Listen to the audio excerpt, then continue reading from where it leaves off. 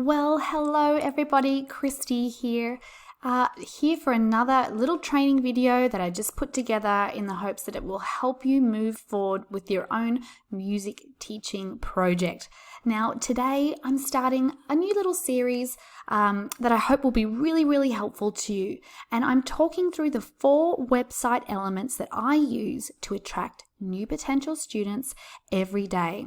So I'm talking about strategic website design, the 100% essential things that you need on your website that will help you to drive success. So we don't want your website just to look good.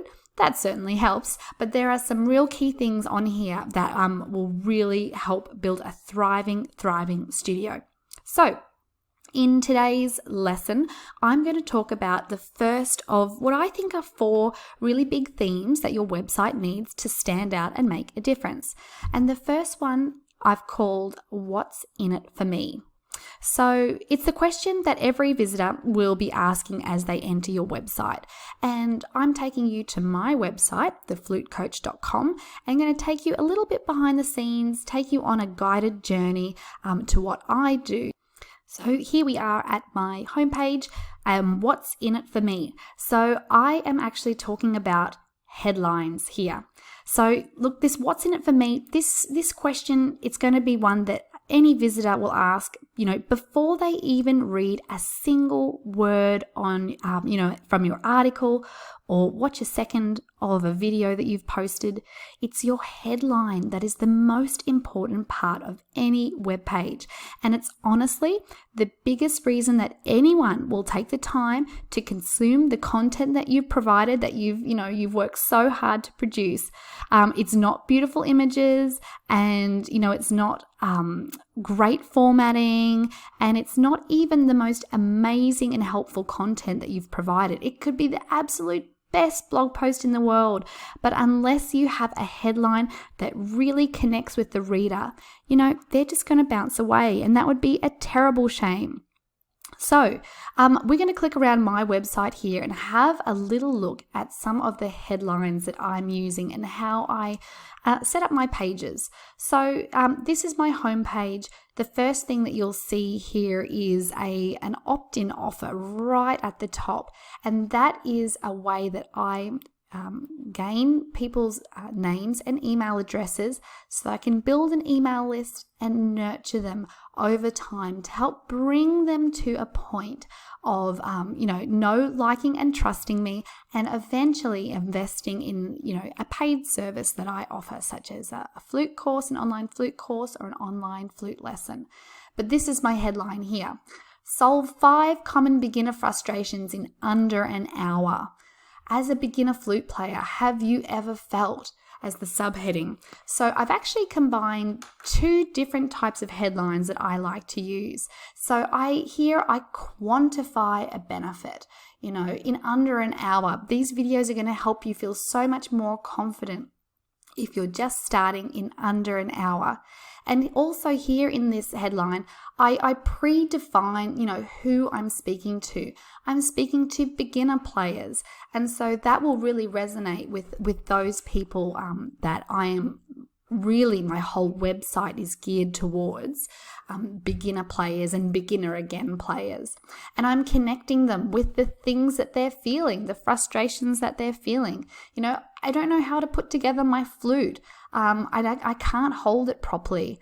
How do I make a sound? How do I shape my lips and breathe to make a sound, and not just to make any sound, but to make a good sound? I want to learn my first notes, but I just can't figure it out. And things like that. So that's the first example of a headline, something that I use to really connect with a person when they first enter my website. And hopefully I connect with them enough and that they would like to, learn more. And so they exchange their name and email address, and then I can continue to nurture that relationship with them.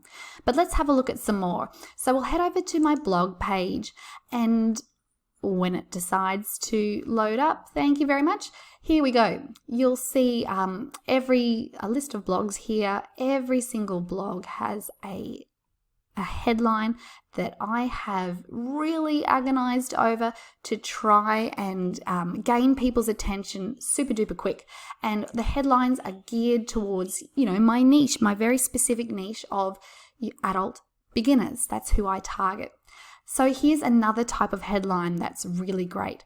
People love lists of things.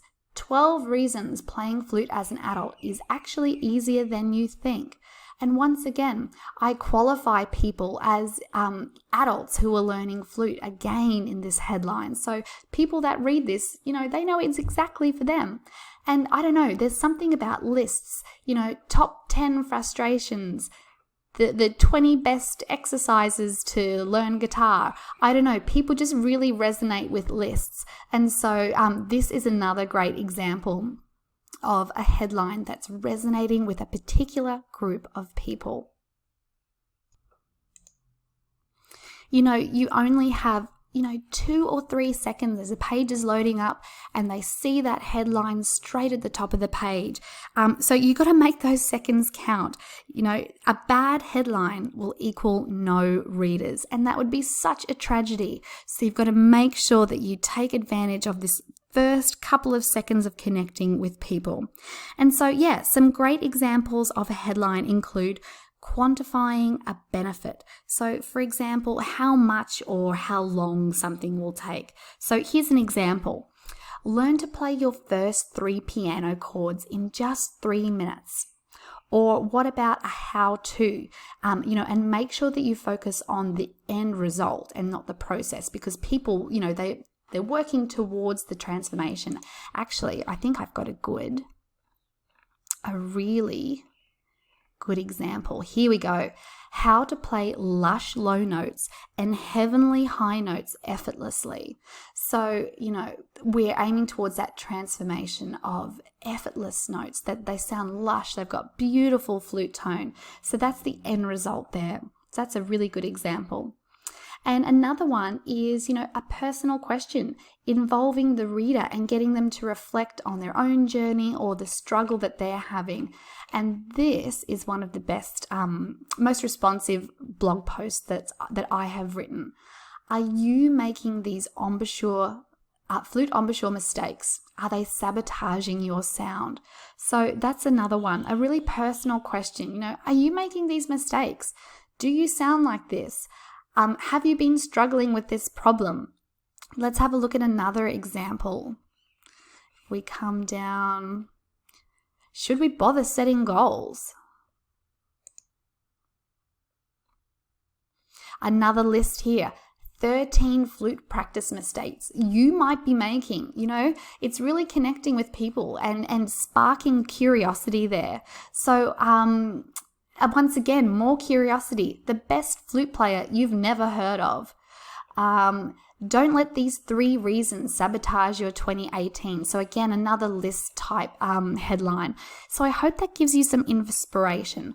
And look, no matter what page it is, whether it's a blog post or whether it's a page selling my flute courses or my lessons, there is a headline on every page so that I immediately connect with the person that's reading. Let's take a look at another one.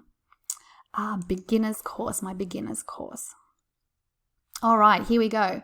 Have you spent years wishing you'd taken the chance to play flute earlier in life?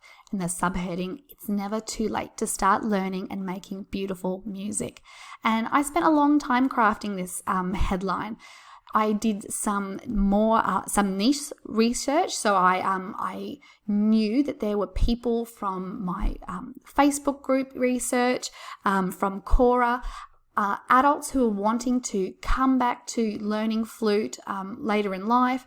They were questioning whether it would be too difficult, whether they would be too old. I could see this reoccurring theme time and time again in the forums, in the Facebook groups that I was in. So make sure you just get really stuck into those places. You will learn so much about your potential audience, your potential students. And so that's why I chose this headline, because I really wanted to connect with that sense of longing, or that they were kind of sad that they had missed an opportunity, and also to be an encouragement as well. You know, it's never too late to start learning. So this is another great example of a headline that really connects with a very specific sub-niche of people. So the sign of a good headline and a successful headline is that people actually stay on this web page and they start to consume your blog. They start to read about your amazing, incredible offer of lessons or an online course or something like that. And so if you're not... You know, there may be an element of testing of headlines. You may find that to improve the time that people spend on a page, you may have to refine and tweak that headline to make sure that you're really connecting with the right people. And, you know, I recommend you don't really do that on gut feel, that you actually use some analytics and some tools to help you quantitatively measure that success. And so this may be a little advanced for you. Maybe you're already doing this anyway, which I think is great.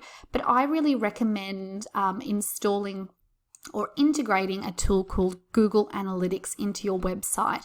I won't go into that right now, but basically what it does is it gives you insights into the people that are visiting your website and allows you to analyze in more depth the detail about, you know, the pages they visit, how long they're staying on those pages, where your audience is located, lots and lots of information. I don't even, you know, drill down into the detail of what it can do. I just sort of use it superficially.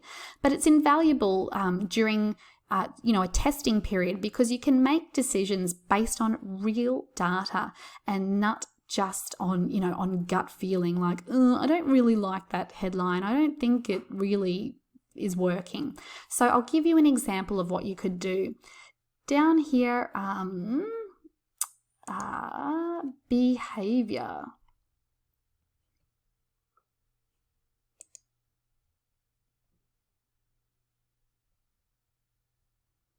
Overview. Okay, so this gives me an overview of all the people that have visited my website from January to today, November this year. And like there's some pretty consistent visitors and it gives you a little breakdown of how many page views, how many unique people are visiting the website. This is important, the average time on page, because you want to see if people are only spending a second or two on a certain page. That's a sign that something's a bit amiss there. Bounce rate helps you understand the people that come to your website but then don't interact with it anymore. They bounce away. So that's an important measure too. It gives you a little breakdown here of the different pages that people are visiting on my website. This is one of the blog posts. These are a couple of blog posts actually here, all sorts of different pages.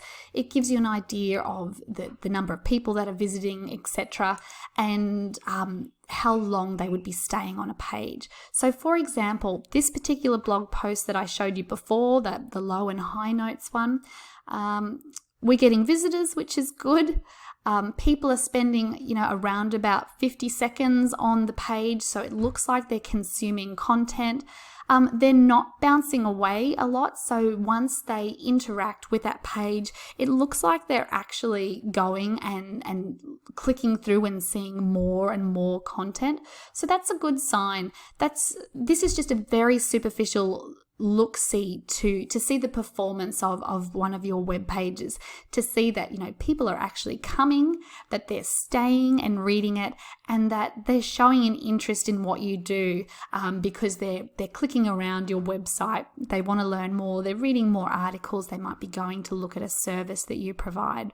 So I really recommend Google Analytics as well in combination to do this sort of testing this testing phase. I think it'll be very helpful, and it will give you real solid insight into what's happening and how people are interacting with your work. So I really hope this quick intro has helped you there. Number one element for, the 100% must have element on your website are headlines for every single page. Headlines that resonate and connect with the people that you want to speak to, and they will stay and consume all the content on your website. So bye for now.